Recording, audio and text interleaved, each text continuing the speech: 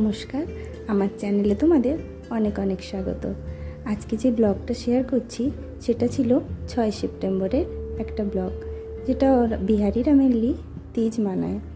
তো প্রতিবেশীরা আমার বিভিন্ন প্রান্তের হওয়ার সুবাদে আমিও কিন্তু ওদের সাথে সাথে সমস্ত অনুষ্ঠানগুলোকে ভালোভাবেই উপভোগ করতে পারি।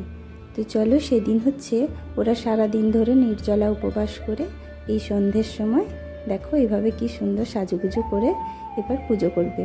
এটা হচ্ছে স্বামীর মঙ্গল কামনার জন্য, স্বামীর দীর্ঘায়ুর জন্য ওরা পুজোটা করে। আর যারা বিবাহিত নয় সেই সব মেয়েরাও পুজো করতে পারে। আমরা যেমন শিবরাত্রি করি সেই টাইপেরই বলতে পারো কিছুটা। শিব আর দুর্গা মায়েরই পুজো এটা, তবে এটা বেশিরভাগ ওরা নির্জলাই করে।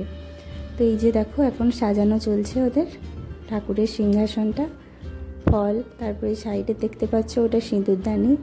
এভাবে বাড়িতেই পুজো করছে, মন্দিরে গেলেও হতো কিন্তু ওরা ছোট করে বাড়িতেই করছে। আর আমাকেও বলেছিল এসো, তো আমিও সেই সুবাদে ওদের সাথে এনজয় করছি।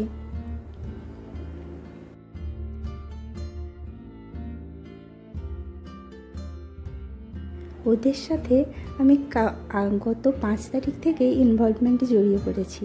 মানে ওদের যে হাত ভর্তি মেহেন্দি পরানো, ওগুলোতে আমি ওদেরকে সাহায্য করেছি। তাই আমারও বেশ ভালোই লাগছে। আমারও যেন মনে হচ্ছে আমি ওদের সাথেই ব্রত পালন করছি, যদিও আমি উপবাস করিনি, এমনিই গেছিলাম ওদের সাথে দেখা করতে। এই যে দেখো এইভাবে পান পাতা দিয়ে যে সমস্ত নিয়মকানুন ওদের আছে ওইভাবে ভগবানের পুজো করছে। ভগবানের পুজো তো সবাই করতে পারে, খালি নিয়মের প্রসিডিউরগুলো একটু একটু আলাদা সব কালচারের ক্ষেত্রে। তো যাই হোক, দেখতে বেশ ভালোই লাগছে। মেয়েকেও সঙ্গে করে নিয়ে এসেছিলাম, ও ওইদিকে খেলছে বাইরের দিকে, ওই পাশের বাড়ির মেয়েদের সাথে, ওদেরও বাচ্চাগুলো আছে, ওদের সাথে খেলাধুলা চলছে। আর আমরা এদিকে পুজো এনজয় করছি। এখানে ভালো বেশ সুন্দর ব্যাকগ্রাউন্ড মিউজিকও চলছিল, কিন্তু ওটা তো আমি দিতে পারলাম না এখানে।